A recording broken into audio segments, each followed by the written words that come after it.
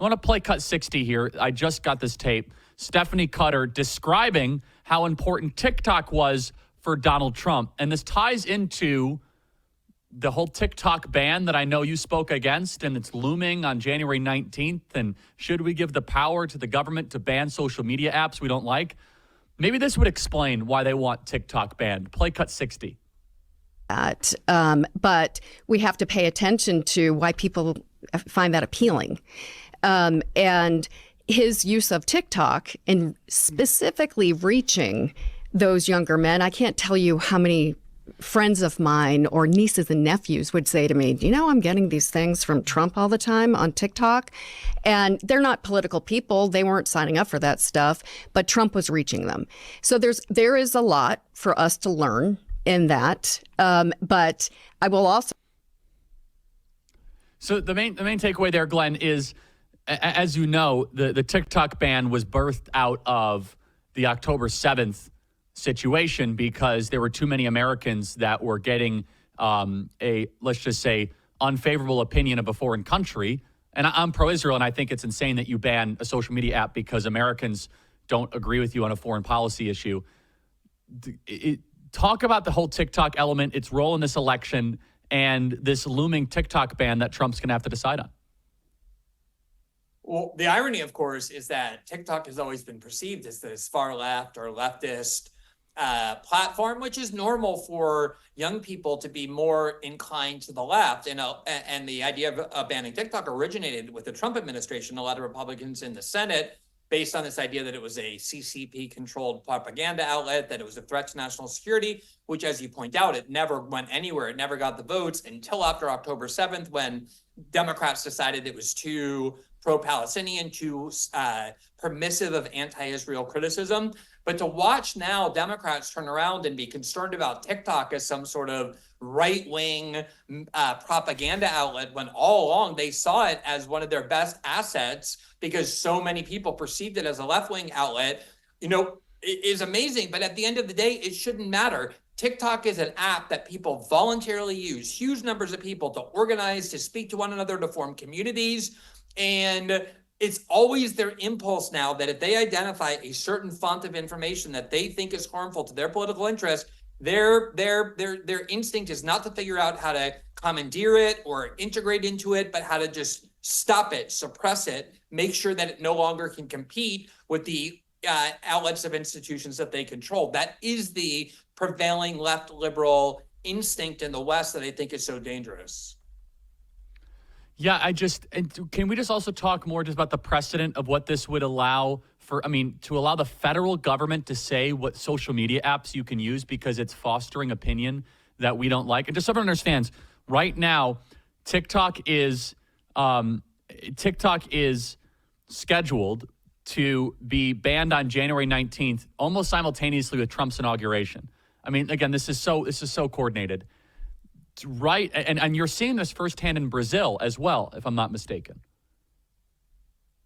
Oh, yeah. I mean, in Brazil, there's an obsession, and a successful one because there's no First Amendment, with simply banning every single expression on social media that the predominantly centrist, left, liberal part of the government dislikes, out of fear that Bolsonaro is a highly popular political figure, which he is. And if they allow free speech, he will return, which he will. In the United States, it's a little bit more difficult just because of the First Amendment, but it's exactly the same mentality. And you're so right. There's a constitutional prohibition on Congress passing a law about just one company. So you can't pass a law saying TikTok is banned. You have to pass a law saying, in the event the president determines that a foreign-owned social media app is a threat, he has the unilateral right to force a sale or to ban it, which means this law that's about to go into effect is way broader than just TikTok. It gives the president sort of the unilateral magic wand to wave his magic wand and say, this app will no longer be permitted in the United States. And, it's been incredible to watch a lot of people who raise the free speech banner support that as well. Yeah, and just to be, that means that a future Democrat president could ban Telegram, could ban Rumble, it's just whatever app that you don't like, you can just give the federal government the ability to ban. You're never going to have a transition where you agree with every single person. However, as somebody who has covered the intel agencies and broke the Snowden story. I would love your thoughts on Tulsi Gabbard being selected for Director of National Intelligence. The profundity of that and the significance of someone who has been one of the most articulate, outspoken critics of American intel agencies actually potentially becoming the Director of National Intelligence. Yeah, you almost feel like sometimes you live in a dream world where a lot of people who are paid to pay attention to politics never listen to a word Donald Trump said. He has been railing against the abuses and the politicization and the corruption of the intel agencies for 8 years, in part because he was a victim of it. And he has been promising to overhaul it, to drain the swamp, which includes that.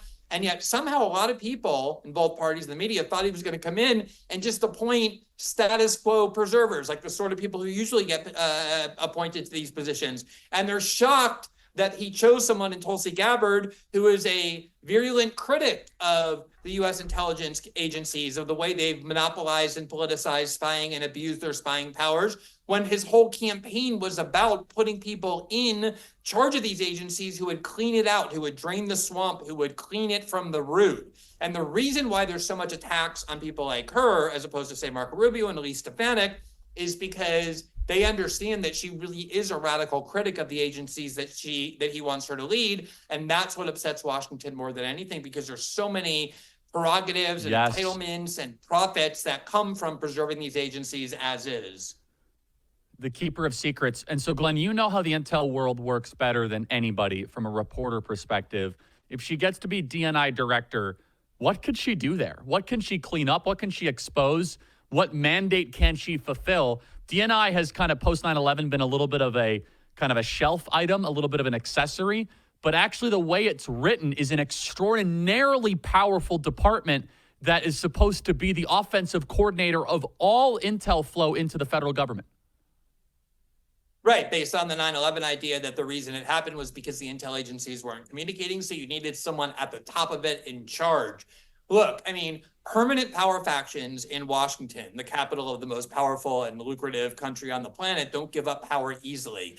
I mean, as Chuck Schumer said to Rachel Maddow, everyone in Washington knows you don't confront the intel agencies because they have 6 different ways to Sunday to get back at you, which I think was one of the most extraordinarily important statements. But in this case, Tulsi Gabbard, in that position, can do a lot of good changing these agencies, even though the resistance will be immense. Yeah, and so let's just dwell on, we have 2 minutes here. Can we just kind of emphasize this? If you're able to, let's just say, bring the intel agencies to heel, that could potentially prevent the next unnecessary war. Is that a fair summary? Is that we sometimes go into these conflicts because of faulty intelligence and misleading intel reports? Yeah, there are 2 components of it. One was the intel agencies were never supposed to spy on or be involved in American politics. And increasingly since 9/11, that's a big part of what they do, which is obviously an anti-democratic threat for so many reasons. But the other part is they provide the intelligence to the president. And when they want to persuade or deceive a president to involve the U.S. in a war, all they do is cook up intelligence, as they did in Vietnam, Iraq, Syria, Libya, even in Ukraine. And that is probably the worst, most destructive part of these intel agencies, is that they deliberately lie in order to keep the endless war machine on which they depend and from which so many of them profit continuing to be perpetrated by just constantly telling presidents and the media whatever it wants to hear to generate support publicly for these wars that are not in the interest of most people.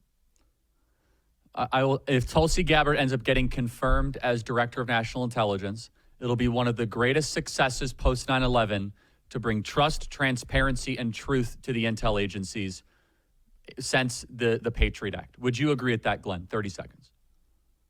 Yeah, if it happens, let's have a little party on your show and we can come and celebrate, even just for a few minutes, a little champagne, because I love it. This is the kind of the defeat that Washington rarely suffers, and they're on the verge of suffering it, and that's why they're in full panic mode.